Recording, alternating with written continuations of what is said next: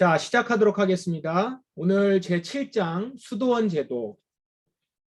제도의 빛과 그림자 라는 주제로 오늘 교회사 클래스 시작하겠습니다. 지난주부터 우리가 중세교회 이야기 지금 나누고 있는데요. 중세교회를 바치고 있는 두 기둥이라고 하면 교황제도와 수도원 제도를 이렇게 둘 수가 있습니다.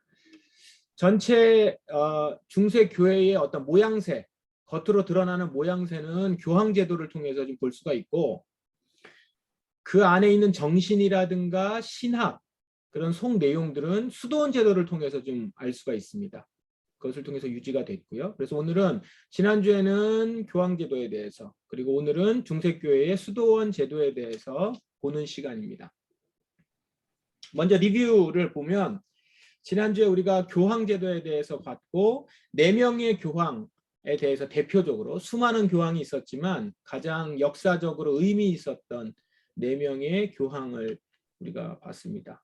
5명인데 맨 마지막에 나오는 아비뇽 교황 시대의 그 클레멘트는 내용 자체가 나온 것은 아니니까 주제로 나온 교황은 4명이었습니다. 이 4명을 통해서 뭘 봤냐면 교황을 통해서 교회의 성장, 그리고 발전, 그리고 이제 쇠퇴, 이런 과정들을 봤어요.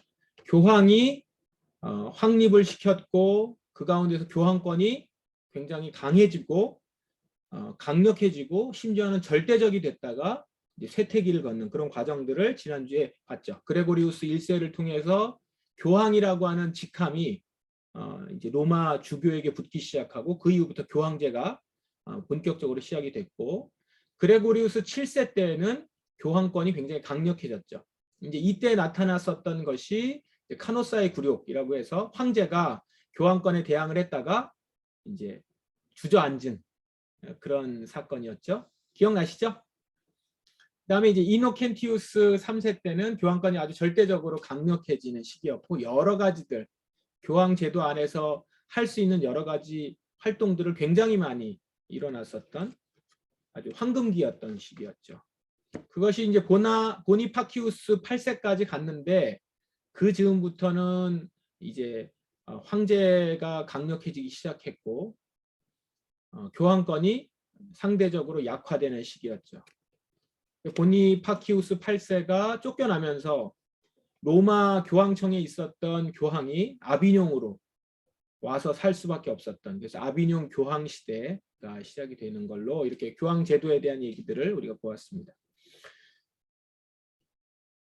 이제 이 교황 제도의 이렇게 쇠퇴까지 시작부터 시작해서 발전, 쇠퇴 이렇게 봤는데 어쨌든 전반적으로 봐서는 교회가 강력했고 교회 주도적인 시대였어요. 중세교회는 그렇게 봅니다. 그래서 신앙이 없는, 지금 시대에 신앙이 없는 사람 입장에서 중세를 보면 너무 이게 암흑기 같은 곳이죠.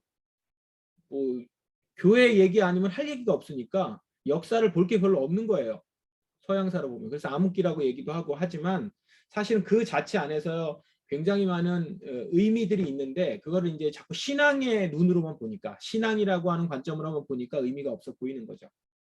어쨌든 이 시대가, 중세 시대가 교회 중심으로 이제 됐으니까 이때의 교회를 다니거나 그리스도인이라고 하는 것은 하나의 권리이자 힘이었어요. 그래서 내가 그리스도인이라고 하는 것 자체가 굉장히 큰 모든 권리를 가질 수 있는 것이고, 내가 믿음이 좋다, 내가 헌신했다 라고 하는 것 자체가 그 시대에는 성공할 수 있는 길이 열리는 시대죠. 그러다 보니까 오늘 책에도 있는데 무늬만 그리스도인인 신자를 양산하기 시작했죠. 그럴 수밖에 없잖아요. 당연히. 진정한 그리스도인들을 구분해내기가 쉽지 않고, 왜냐하면 탄탄대레의 길이 교회 안에서 다 열려 있었기 때문에. 그래서 다 그 길을 가려고 하는 거예요. 그러니까 좁은 길이 아니고, 그리스도인의 길이 좁은 길이 아니라 넓은 길이죠. 그 가운데서 이제 좁은 길을 찾아가는 사람들이 있었다라는 거죠. 그렇게 살아가는 것이 참된 그리스도인이 될 수 없다라는 것들을 생각했었던 그룹들, 사람들이 있었는데 그게 이제 다 어디에서 나타나기 시작했냐면 수도원 운동 가운데서 수도원에서부터 그 사람들을 찾을 수 있다라는 겁니다. 그래서 오늘은 수도원에 대한 얘기들을 좀 하겠습니다. 내용 자체가 참 경건하기도 하고 도전과 존경받을 만한 사람들이 참 많이 나와요. 지난주 교황 얘기보다는 좀 덜 화가 날 거예요. 덜 성질이 날 거예요. 지난주에 보면서 좀 화가 난다는 사람도 있었는데 진짜 그렇거든요. 근데 오늘 수도원 제도는 조금 덜해요. 다음 주 가면 이제 진짜 화가 날지도 모르죠. 십자군 운동, 십자군 전쟁 얘기니까요. 오늘은 좀 이 내용들을 보면서 마음을 정화하면서도 또 그 가운데서 우리가 받아야 될 교훈이 있습니다. 보겠습니다. 수도원 운동의 특징이 있는데 긍정적인 면과 부정적인 면이 있어요. 책에서는 이 부분을 뒷부분에서 좀 다뤘는데 우리가 이 내용을 좀 정리하면서 앞부분에서 먼저 긍정적인 부분을 먼저 한번 좀 얘기할게요. 먼저는 교회 비판과 대안을 제시하는 그런 좋은 영향을 미쳤죠. 그러니까 교회가 잘못됐을 때 계속 비판을 하고 대안을 제시하는 그런 역할을 선한 영향력을 끼쳤습니다. 수도원이요.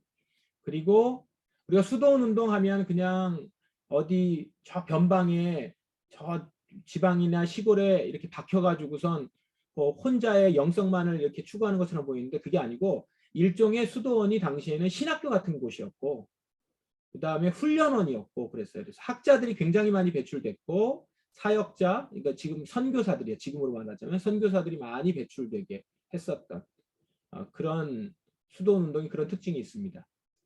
교회는 이미 이 교황 제도는 이미 어떤 조직처럼 되어 있고 조직체처럼 되어 있기 때문에 거기서 제대로 된 학자나 선교사가 나오기는 어렵고 이 수도원 운동을 통해서 그런 기독교의 어떻게 보면 경건과 명맥이 이렇게 유지가 되었었던 거죠.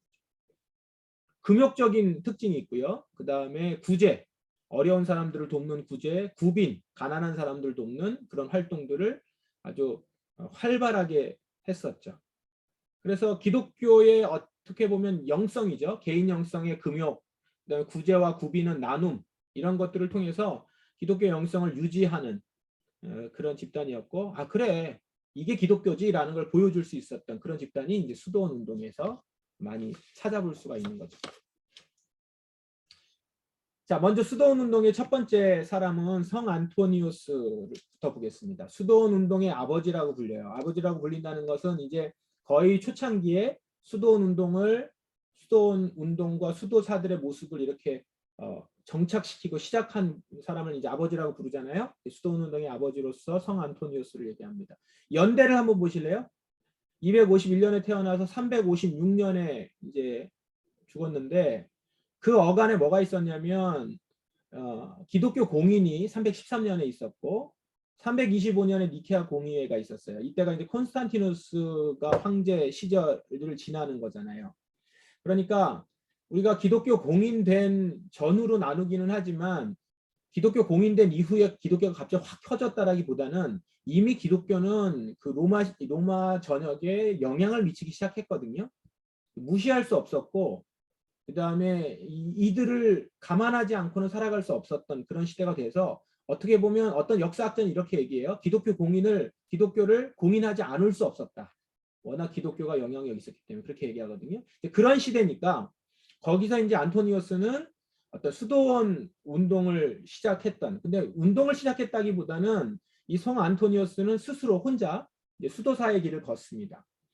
책에도 있습니다. 책에는 무슨 내용이 나오냐면 부유한 가정이었는데 20살에 말씀을 보니까 부자 청년에게 예수님이 너의 재산을 다 팔고 나를 따르라 라고 했던 내용을 보면서 자기 자신도 예수님을 그렇게 따르겠다라고 한 거죠. 다 팔고 그는 정말 말씀을 문자 그대로 실천해요. 근데 이와 좀 비슷한 모습을 가졌었던 것이 교황제도에 보면 그레고리우스 1세가 그래요. 그레고리우스 1세가 굉장히 그 이제 고위층에 있었고 귀족층이었는데 자기의 재산들을 다 팔고 물론 그는 로마 주교였지만 그 주교 생활을 하면서도 수도원적 생활을 했다라고 나오잖아요. 그러니까 초창기의 어떤 모습들은 그런 수도사로서의 어떤 명맥과 경건성을 유지했던 것 같아요. 그래서 성 안토니우스는 무덤과 동굴과 사막에서 혼자 생활했던 그런 사람입니다. 이집트 사막에서 이제 생활을 했다고 하는데 당시 그 초대 교회 그 어간에 이집트 사막은 수도사들에겐 요람과 같은 곳입니다. 그래서 이집트 수도사들에 대한 내용이 따로 있어요. 책도 나와 있고요. 이집트 수도사들의 영성에 대한 책도 있고 굉장히 재미도 있으면서 도전도 되고 그렇습니다. 책들을 찾아보시면 있습니다. 사막이라고 하는 곳이 어때요? 전통적으로 수도사들이 머물렀던 곳이에요. 사막, 광야. 여러분 그 신약 성경에 세례 요한을 뭐라고 불러요? 광야에서 외치는 자의 소리 이렇게 얘기하잖아요. 어느 날 사막에서부터 이렇게 와가지고 외치는 거예요. 약대 털옷을 입고 회개하라 외친다면 그의 그 영성의 충만함을 갖고 그게 어디서부터 온 거예요? 광야에서부터 왔어요. 예수님이 사역을 시작하시기 전에 공생애를 시작하기 전에 제일 먼저 어디로 성령이 인도하세요? 사막으로 인도해서 40일 동안 거기서 사단의 시험을 받죠. 이런 과정이 이 사막이라고 하는 곳이 갖고 있는 특징이 있죠. 사막은 일단 사람이 살 수 없는 곳이에요. 그런 곳에서 떨어져서 절대적으로 절대자이신 하나님만을 바라보면서 전적인 의존 상태에서 살아가는 걸 얘기하죠. 무언가 세상적인 것을 추구할 수 없는 곳, 그런 곳에서 전적으로 하나님만 의지하면서 살아가는 그런 모습을 가질 수밖에 없으니까 그들이 이제 사막으로 나가는 것 같아요. 그렇게 해서 수도사 생활을 합니다. 책에는 파울루스 얘기, 만남의 일화가 나옵니다. 파울루스나 이 안토니우스나 다 당시의 그 학자들, 아타나시우스나 히에로니무스가 책을 썼어요. 성 안토니우스의 생애, 은수자 파울루스의 생애 이런 걸 써서 수도사들의 생활과 삶을 이렇게 사람들에게 알렸단 말이에요. 그래서 이제 알려진 거죠. 이 두 사람, 특히 파울루스는 최초의 수도사로 알려져 있어요. 안토니우스보다 더 먼저 시작을 했다고 해요. 두 사람의 일화에 보면 아무것도 추구하지 않았던 뭐 나뭇잎으로 만든 옷 뭐 이런 얘기 나오잖아요. 종려나무 잎사귀로 만든 겉옷 뭐 이제 이런 거 나오면서 아까 제가 카톡 글에도 썼지만 극단적인 미니멀리즘을 추구하는 제로 웨이스트가 아니야. 그냥 제로 웨이스트를 가지고 이제 옷을 만들어 입고 그런 사람들인 거죠. 그래서 버릴 것이 없는 인생을 살았던 사람들이에요. 나이를 보시면 보세요. 지금 얼마나 살았습니까? 251년에 356년. 네. 107세. 지금도 엄청나게 장수인데 그 당시에 보면은 다른 사람의 2배에서 3배를 산 거예요. 100세가 넘어가니까 이거 엄청나게 살았죠. 예, 그러니까 거의 뭐 이 소식을 하고 이렇게 거의 움직임도 적었을까요? 하여튼 그러면서 살았던 것 같아요. 이 100여 년 넘게 사는 동안 많은 그 당시에 초대교회, 특별히 이제 니케아 공의회 이때 이제 기독교가 공인이 된 이후에 많은 사람들에게 영향을 미쳤어요. 특별히 아타나시우스에게 영향을 미쳤어요. 아타나시우스가 그래서 이 안토니우스의 생애의 책을 쓴 거잖아요. 이 아타나시우스가 누구냐면 니케아 공의회에서 그 예수 그리스도의 신성을 주장하고 삼위일체에 대한 고백을 확증하는 데 있어서 아주 결정적인 역할을 했던 사람이잖아요. 그러니까 이 아타나시우스가 누구에게 영향을 받은 거냐면 안토니우스에게 영향을 받은 거죠. 그래서 아타나시우스가 나중에 그 콘스탄티누스 대제에게 좀 눈 밖에 나가지고 쫓겨나기도 하고 귀양도 가고 막 그런단 말이에요.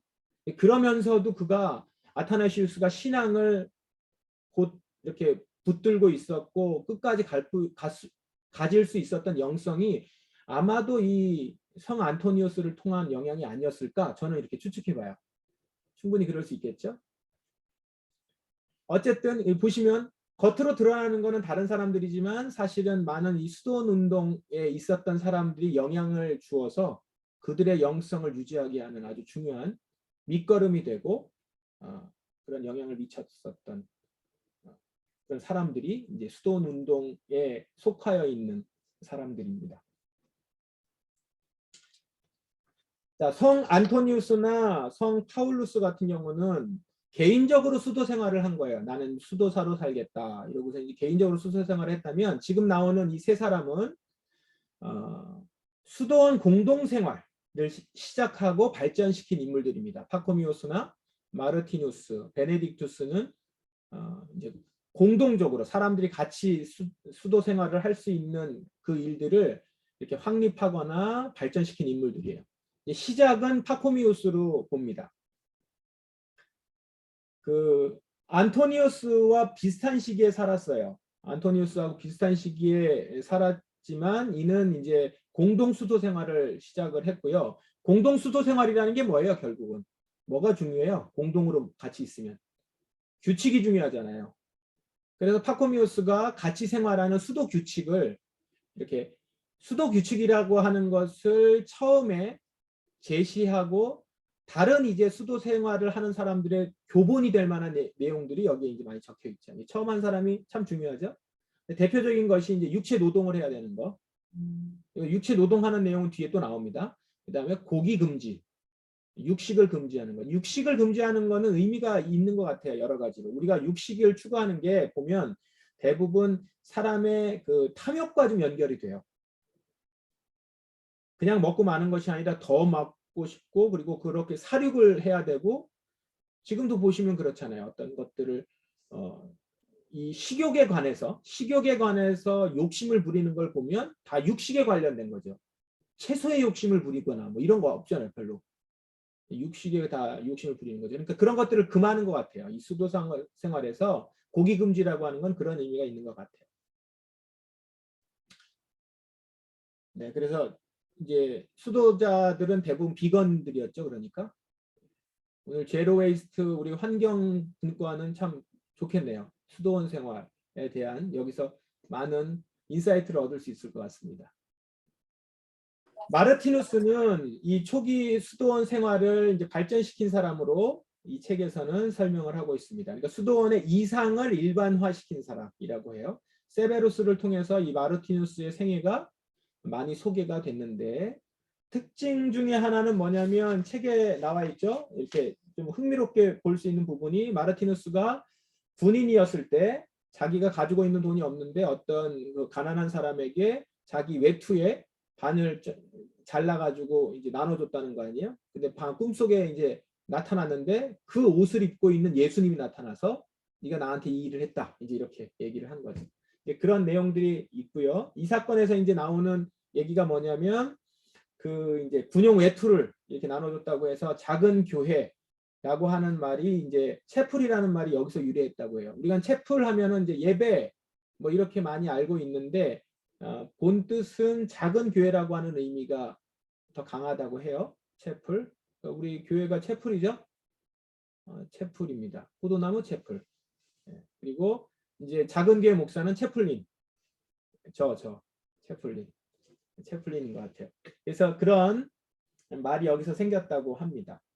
성직제 수도원 운동을 잘 정착하도록 이렇게 하고 이런 모습들이 수도원 생활이라는 것을 잘 보여주고 수도원 생활이 이런 것이라는 것들을 이렇게 영향을 넓게 미칠 수 있었던 그런 사람으로 봅니다. 마르티누스가. 그 다음에가 이제 아주 이걸 확립하면서 정말 발전해 나갈 수 있도록 만든 인물이 이제 베네딕투스입니다. 베네딕투스는 유명해요. 많이 알려져 있고 지금도 수도원 생활하면은 이 베네딕투스에 대한 내용과 그 수도사들의 일과를 많이 참고하죠. 제가 거기도 써놨지만 서방 수도원 제도를 확립했다라고 나옵니다. 제가 자꾸 이제 서방이라는 말을 많이 쓰는 이유가 뭐냐면 이 서양 교회사가 서방을 중심으로 해서 봐요. 근데 사실 동방 이 교회들의 내용이 굉장히 크거든요. 근데 동방교회 얘기는 우리가 지금 안 다루고 있어요. 대부분 서양사는 서방만 다루고 있죠. 그러니까 서양사겠죠. 그래서 교회사를 얘기하면서 주로 서방만 얘기하니까 일단은 우리 서방부터 알자라고 해서 근데 동방도 분명히 있어요. 서방 수도원 제도를 이제 확립했던 사람은 베네딕투스라고 봐요. 앞에 파코미우스가 수도 규칙을 얘기했는데 이 베네딕투스의 수도 규칙은 서방 수도원의 기본 뼈대가 됩니다. 정말로 이렇게 하나의 FM인 거죠. 매뉴얼처럼 이렇게 보여지는 수도원 생활은 이런 거다라는 거를 보여준 사람이에요. 지금도 이 베네딕투스의 수도 규칙을 쭉 나와 있어요. 보면은 찾아볼 수 있습니다. 금방. 성무 일과를 보면 8번 예배를 드립니다. 뭐 이건 감히 상상하기가 어렵죠. 하루에 8번이 하루에. 그리고 기도 원칙이 있고요. 특별히 아주 큰 특징이 뭐냐면 기도하고 일하라. 이게 뭐냐면 기도하는 거하고 일하는 것을 동일하게 중요하게 여긴 거예요. 기도하고 노동을 같이 강조했어요. 그래서 노동의 영성을 강조했다라는 거죠. 파코미오스도 육체 노동을 강조했는데 노동의 영성을 강조합니다. 그래서 기도하는 거하고 노동하는 거. 그래서 지금도 수도원들, 이렇게 전통적인 수도원들을 가면 노동을 굉장히 중요하게 여기는 수도원들이 많아요. 우리나라에도 대표적으로 있는 수도원이라고 하면 이제 예수원이 있는데, 예수원에 가면은 2박 3일 이렇게 체험적으로 가는 거 말고 장기적으로 머물려고 하면은 서약서 같은 걸 쓰는데, 그게 뭐냐면 노동을 해야 돼요. 노동이 곧 기도예요. 기도하면서 노동하고 일해야 된다라고 해서, 그런 이제 수도원 영성의 어떤 밑바탕이 이 베네딕투스를 통해서 그 수도원들을 통해서 확립이 된 것 같습니다. 복갈 검정색 겉옷을 입었대요. 이제 뒤에 보면은 또 얘기를 나올 건데, 시토 수도회가 나와요. 뒤에 가면 그 사람들은 이제 흰색 옷을 입었어요.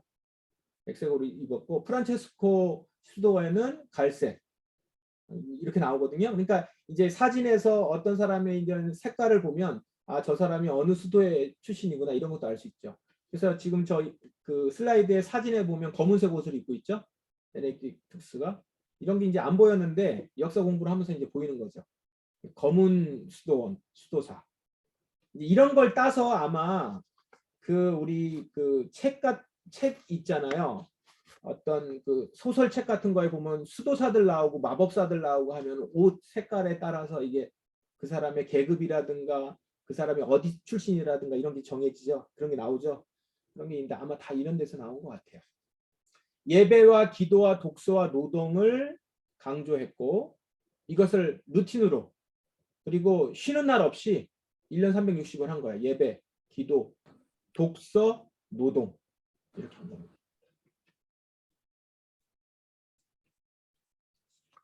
자, 이제 초기 수도 생활은 방금 전에 보여드렸던 파코미오스, 마르티누스, 베네딕투스에 의해서 수도원 생활에 확립이 됐다면, 이제 그리고 나서 한 500년을 훌쩍 뛰어넘어요. 잘 진행이 되면서 점점 교황과 같이, 교회와 같이 이렇게 좀 타락해 갔죠. 그래서 한 1000년경, 900년경에 가면서는 이제 좀 수도원도 막 타락하기 시작한 거예요. 500년 정도 되면 뭐 타락하면 안 되지만 또 타락했어요. 이때 다시 개혁의 바람을 일으킨 것이 클리니 수도회라고 해요. 여기에 나오는 이제 클리니하고 시토 수도회, 이 두 수도회는 특징이, 이 클리니나 시토가 다 지역 이름입니다. 앞에 부분은 이제 사람 이름, 사람 중심으로 해서 수도원이 이렇게 세워졌는데, 이게 이제 정착이 쭉 돼가면서 어떤 특정한 인물이 수도원을 세우는 게 아니고, 이제 수도원 세우는 건 아주 자연스럽게 됐어요. 그러니까 이제 중요한 건 지역인 것 같아요. 그래서 클리니 지역에 수도회가 섰는데, 이제 거기에서 다시 개혁의 바람을 일으켰다고 해요. 베네딕투스의 규율을 다시 제대로 따르자, 이렇게 된 거죠. 개혁이라는 게 다른 게 없어요. 원래 잘하던 걸로 돌아가는 거. 그게 개혁인 것 같아요. 뭐 새로운 걸 막 하는 게 아니라 원래로 다시 돌아가는 거죠. 그래서 우리가 진짜 개혁을 하려면 역사를 알아야 되고요. 고전을 알아야 되고 본질을 봐야 돼요. 자꾸 새로운 걸 추구하는 게 아니고. 그래서 클리니 수도회에서 베네딕투스 규율을 제대로 따르자, 이렇게 간 거고, 그다음에 특징적으로 모든 성직자가 독신주의를 지켜야 된다. 이 얘기는 뭐죠? 성직자들이 이제 독신주의를 잘 안 지키고 뭐 그랬었나 보죠. 이제 그래서 그런 거고, 이 독신주의에 대한 얘기는 교황도 한단 말이에요. 그러니까 교황이 이런 얘기를 하게 되는 것은 이제 수도사들의 영성에서의 영향들을 많이 받은 거겠죠. 그래서 이 개혁의 바람이 잘 일어났어요. 다행히. 그래서 성장하고 발전하고 영향력이 높았던 것 같습니다. 타락한 교회와 수도원의 일대 개혁 바람이 일어났고, 이러면서 교회에 존경할 만한, 뭐 성인이라는 걸 우리 개신교는 성자 성인을 인정하진 않지만 어쨌든 뭐는 볼 수 있냐면 굉장히 존경하고 그 당시에 존경스러운 인물들이라는 거죠. 그런 인물들 성인 4명이 클리니 수도회에서 나왔습니다. 그리고 교황이 3명이 나왔어요. 그 중에는 우리가 잘 아는 그레고리우스 7세, 굉장히 강력한 교황권을 발휘했었던 그레고리우스 7세가 클리니 수도회 출신이에요. 이거 우르바누스 파스칼리스 교황이 클루니에서 나왔습니다. 그러니까 어땠겠어요? 영적 영향력이 대단했겠죠. 정신적 영향력을 가지고 있었어요. 자, 이제 이렇게 막 교황이 나왔다 이런 게 자랑스럽기도 하지만 이제 역사를 보면서 슬슬 불안해지죠. 아, 이건 아닌 것 같은데. 이런 게 곧 옵니다. 13세기에 쇠퇴합니다. 그때부터. 쇠퇴하는 이유가 여러 가지가 있지만 이 책에서 두 가지를 얘기합니다. 좀 인사이트가 있는데, 첫 번째, 플리니스 도에가 베네딕투스 규율을 따랐는데 따르면서 좀 하나 다르게 한 게 있는데, 그게 뭐냐면 육체 노동하고 영성 생활을 분리를 해요. 그래서 육체 노동을 이제 안 하고 영성 생활만 강조를 해요.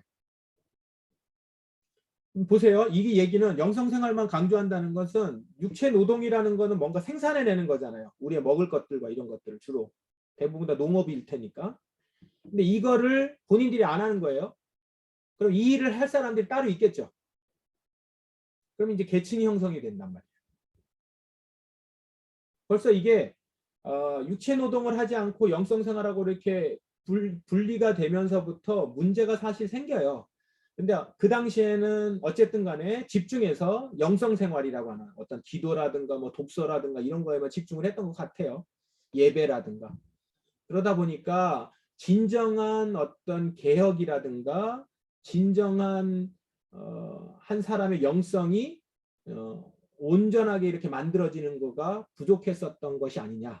이렇게 이 책에서는 보고 있습니다. 또 하나는 수도원의 이제 재산이 이제 쌓인단 말이에요. 보세요. 교황이 3명이나 나와요.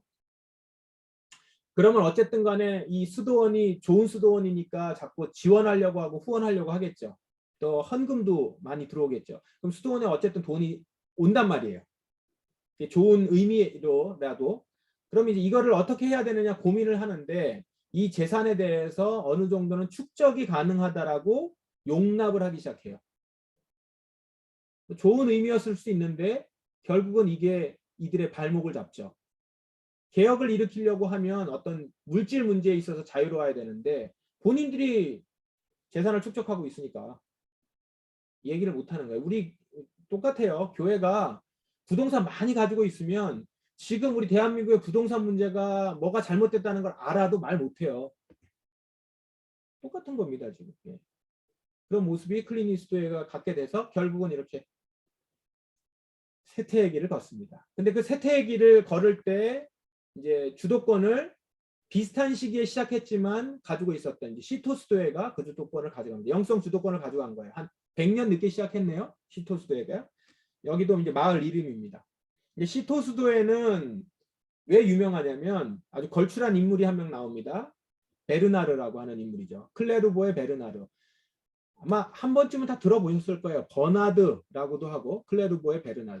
우리는 어떻게 이 베르나르를 아냐면 맨 밑에 제가 써놨는데 그 찬송가 85장 구주를 생각만 해도 내 마음이 좋거든 이 찬양 있죠.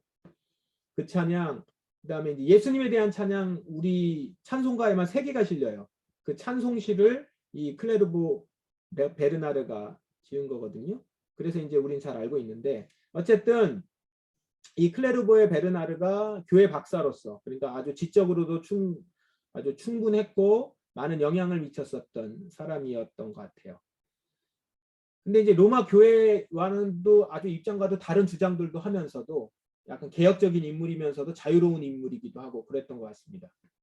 근데 이제 우리가 여기서 한 가지 기억하고 넘어갈 것은 베르나르에 대해서는 그리스도 중심적인 신비주의자였다라는 거죠. 그리스도 중심적인 신비주의자. 그래서 예수님에 대한 묵상이 굉장히 깊어요. 그래서 베르나르 책은 우리 개신교도들도 많이 봅니다. 많이 보는데 예수님에 대한 묵상이 아주 탁월하고 깊죠. 그래서 아까 말씀드린 것처럼 찬송가도 있고 찬송시도 많이 있어요. 이들이 백색 옷을 입었다고 해요. 지금 이 사진으로는 백색인지 잘 모르겠는데 백색 옷을 입고 백색 수도자들이라고 얘기를 합니다. 시토스도회가 이제 클루니스도회와 더불어서 중세 그러니까 이제 1000년대부터 한 1200, 1300, 1400년대 여기까지 영향을 미쳤던 수도원이었어요. 자, 근데 이들도 이제 뒤에 보면 아시겠지만 쇠퇴를 합니다. 쇠퇴를 하고 문제가 있어서 나중에는 아예 이제 사라져 버리게 되는 그런 일들이 있는데, 이제 거기까지 가기 전에 이제 14세기, 13세기, 14세기에 이제 이 영향을 미쳤던 수도원들이 또 나옵니다.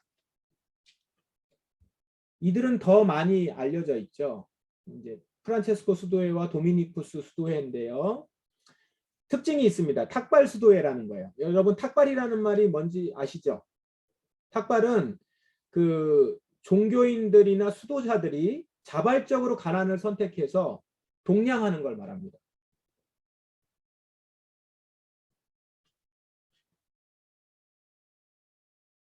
자, 조금 이게 깨지죠? 이게 왜 깨질까요? 다시 한번 좀 안 깨지도록 해보겠습니다. 깨지는 게 왜 깨지는지 모르겠네. 지금은 안 깨지는데요? 아, 안 깨집니까? 네네네. 수도에만 깨져서 나오네요. 네네. 탁발 수도회, 네, 탁발 질문만. 수도회인데요. 이 탁발 수도회에 대한 얘기를 지금 제가 말씀을 드렸는데, 이제 자발적으로 가난을 선택해서 동냥하는, 그러니까 그냥 자발적으로 거지가 되는 거예요. 그렇게 살아간 겁니다.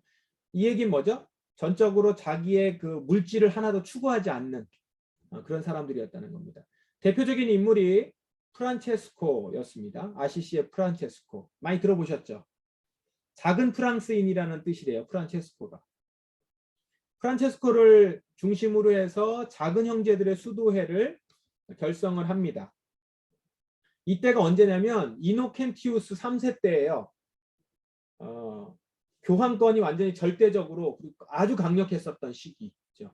십자군 전쟁, 십자군을 모집도 하고 종교 재판을 시작하기도 하고 했었던 그런 시대인데, 그때에 이제 이 작은 형제들의 수도회를 시작을 하는데 특징이 있어요.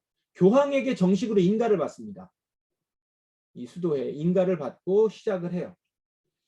그래서 이 프란체스코 수도회의 특징이 뭐냐면 설교하고 찬양하고 그 세 번째 구걸하고.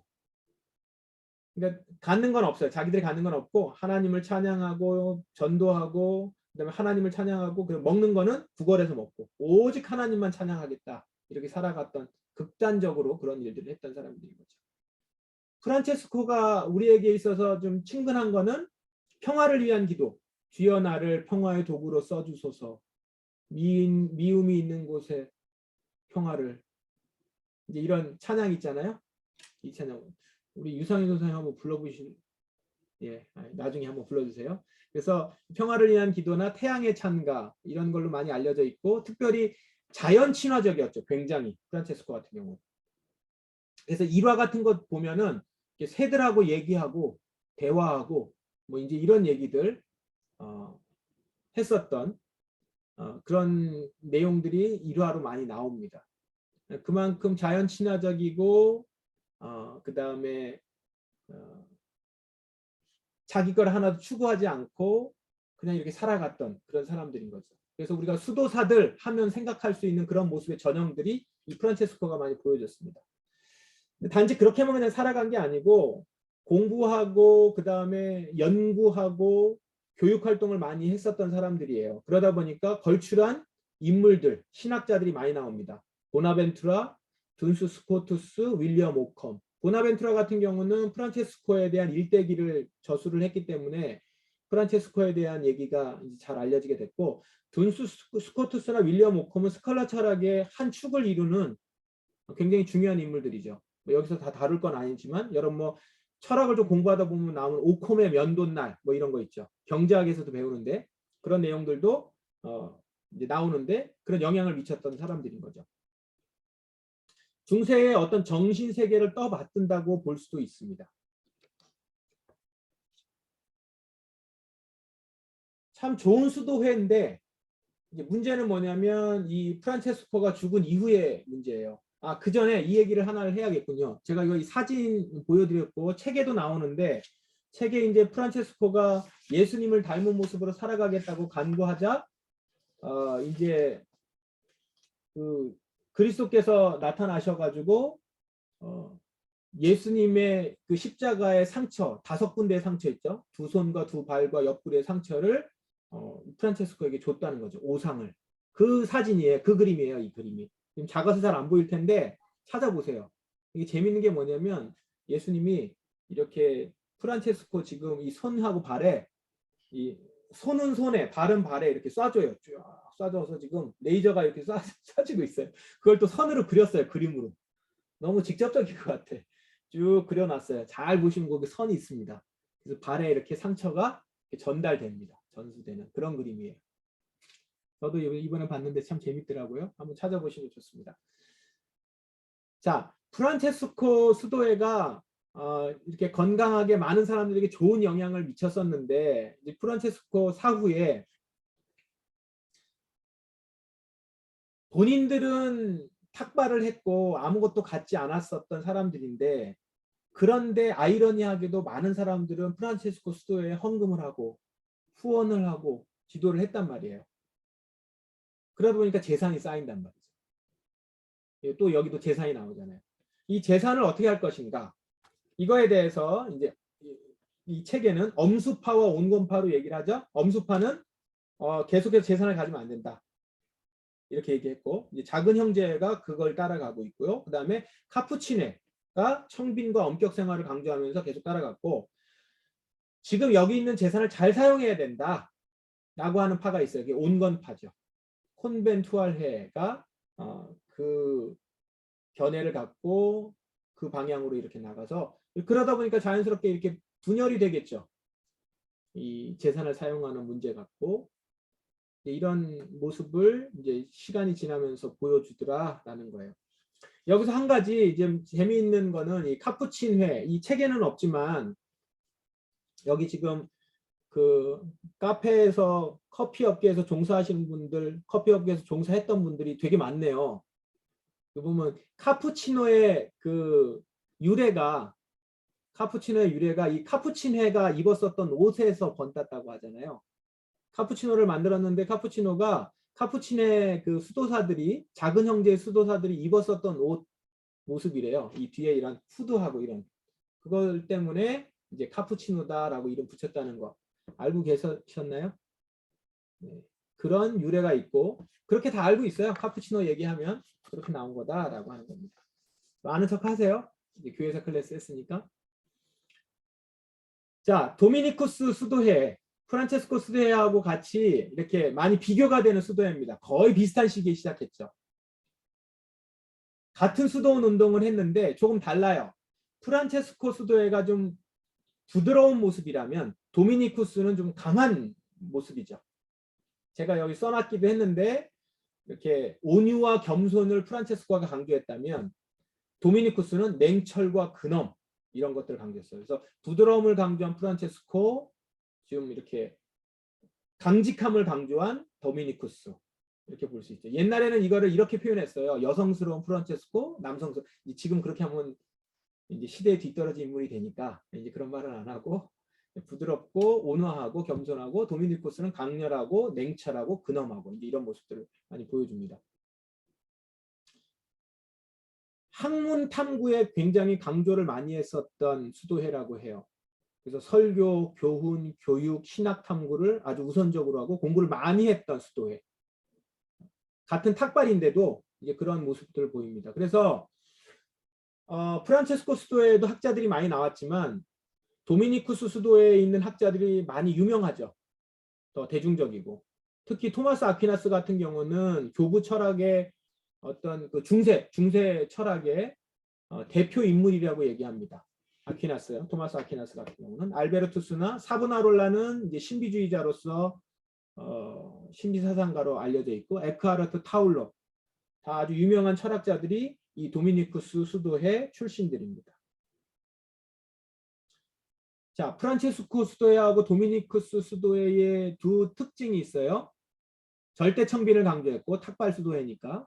그 다음에 세상 속으로 들어가서 수도회가 영향을 미쳤다는 거예요. 그러니까 많은 어떤 평신도들과 평민에게 영향을 많이 미쳤어요. 그럴 수밖에 없는 게 구걸을 하고 다녔잖아요. 근데 그냥 밥 빌어 먹으려고 구걸만 다닌 게 아니라 이렇게 복음을 전하고 전도하고 가르치고 그러면서 이제 얻어먹었다는 얘기예요. 그러니까 그런 영향들을 미쳤고 평신도 형제회였고 어떤 성직자 그룹들이 아니라 그리고 교육 활동을 했다는 거예요. 그리고 또 하나의 특징은 뭐냐면 다 교황청의 허가를 받고 수도원을 만들었어요. 교황청 직속이에요. 자, 여기에 또 약간 불안한 스멜이 맡아지죠. 교황청도 괜찮고 수도회도 괜찮을 때는 이게 시너지 효과가 나는데 교황청이 썩거나 수도회도 같이 썩으면 이제 그건 끝장이에요. 그죠? 그래서 정치화되기가 너무 쉬웠고 결국 나중에 정치화되고요. 그리고 이제 종교 재판이 굉장히 그 종교 재판을 교황청에서 이용해 먹을 때 이제 종교 재판을 하려고 하면은 그 사람들을 색출해내거나 아니면 종교 재판을 하려고 하는 사람들을 이렇게 면밀히 관찰하고 봐야 되잖아요. 근데 이 사람들이 평신도예요. 세상에 들어가 있어요. 그 다음에 이렇게 구걸하고 다니니까 거의 뭐 간첩 활동 같이 할 수 있는 거죠. 행동대원처럼 행동을 했던 것 같아요. 그래서 나중에는 이들이 아주 안 좋은 인물, 교황의 수종 노릇을 한 그런 사람들이 돼버렸던 거죠. 그래서 아주 그 악의 축처럼 얘기할 정도로 그렇게 달라지게 되는 선악을 오가는 것 같죠? 그런 모습이 이 수도회에서 보여진다는 거죠. 지금 우리가 수도회 얘기는 다 했는데 수도회 쭉 보시면 대부분 다 비슷한 내용들이 나오죠. 처음에는 굉장히 좋았다가 나중에 쇠퇴하면서 그게 어떤 악한 영향을 미쳤는지. 그래서 이제 마지막으로 수도원 운동의 명암, 밝은 면과 어두운 면을 보면 아까 긍정적인 면은 먼저 얘기 드렸습니다. 교회 비판, 대안 제시, 학자, 선교사도 배출하고 금역 구제 구빈을 활동을 했어요. 그래서 영적 경건 훈련의 산실로서 수도원 운동이 중세교회를 떠받치고 있었다면 이제 그 어두운 면은 극단적인 금욕주의, 이건 이제 영웅주의하고 같이 연결이 돼서 영웅주의라는 게 뭐예요? 내가 믿음이 굉장히 좋다. 나 믿음 있는 사람이야. 이런 걸 이제 막 보이는 거죠. 보이려고 이제 금욕을 하는 거야. 내가 얼마 몇십 일을 금식했는 줄 알아? 뭐 이제 이런 거. 극단적인 금욕을 통해서 나는 특별한 사람, 그리고 굉장히 신비로운 인물, 굉장히 깊은 영성을 소유한 사람. 이제 이런 것들을 과시하려고 한다는 거죠. 이게 항상 조심해야 되는 부분인데 예수님도 바리새인에게 그 얘기를 한 거거든요. 왜 저작거리에서 자꾸 기도하려고 하느냐. 들어가서 혼자 기도해라. 이제 이런 건데 이런 것들이 어떤 금욕을 통해서 사람들에게 과시를 하려고 하는 영웅주의들. 그게 수도원 운동이 아주 극명하게 나타났고요. 그리고 또 한편으로는 신비적인 것을 막 따라가다 보니까 미신이 프란체스코 같은 경우에 어떤 깊은 영성을 가지고 새하고도 얘기하고 자연하고도 얘기하고 이런 것들도 흉내내는 사람들이 있단 말이에요. 그러면서 미신, 게다가 한편으로는 또 공부하지 않는 자들이 가지고 있는 무지, 또 극단적으로 나타나는 거죠. 그리고 또 보이지 않고 수도원이 또 약간 폐쇄적이잖아요. 그 안에 있어야 되니까. 그 안에서 생길 수 있는 방탕, 이런 것들이 나오는 산실이 됐더라는 거죠. 이런 어두운 면이 있습니다. 그러나 이 수도원 운동은 어떤 면이든지 우리에게 좋은 영향들과 뭐 여러 가지 영향들을 미쳤습니다. 종교개혁자들에게도 많은 영향을 미쳤어요. 일단 루터 자신이 아우구스티누스회, 오늘 우리가 보진 않았지만 아우구스티누스회 수도사 출신이고 거기서 자기 자신을 금욕적으로 이렇게 그러면서도 영성 훈련을 했었던 사람이죠. 그리고 베르나르를 굉장히 높게 봤었고 그랬던 사람입니다. 종교개혁과도 깊이 연관이 있죠. 이 수도원 운동은. 오늘날 우리에게도 많은 영향을 미치고 지금도 우리가 참고하고 교훈받아야 되는 여러 가지 이야기들이 이 수도원 운동 이야기에서 볼 수 있습니다.